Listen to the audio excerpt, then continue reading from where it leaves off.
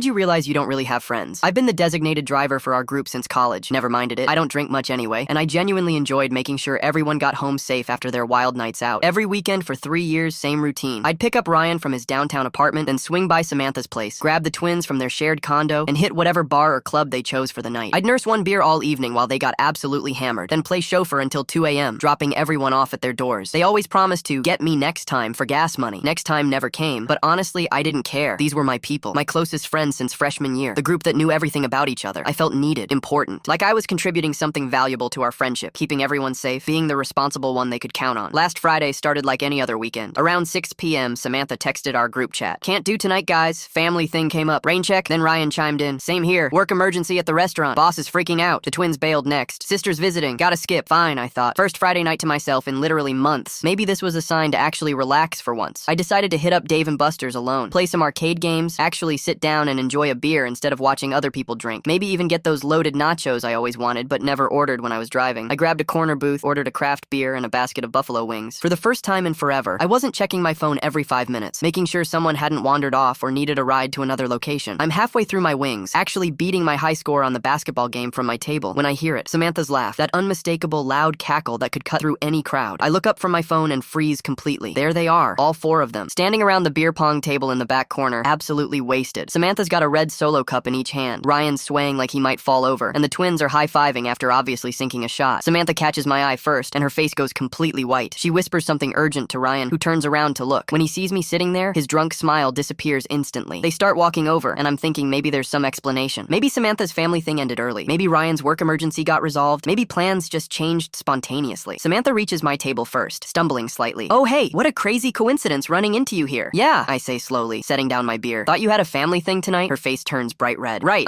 that ended way earlier than expected and we just, decided to—" Ryan cuts her off, clearly too drunk to filter himself. "Look, man, we just needed a night without—" He stops mid-sentence, suddenly realizing what he's about to say. "Without what?" I ask, even though something in my gut already knows. "Without a babysitter," one of the twins finishes bluntly. The words hit me like ice water. Samantha immediately elbows him hard in the ribs, but it's way too late. The truth is already hanging in the air between us. "We wanted to take an Uber for once," Ryan explains weakly, his words slurring together.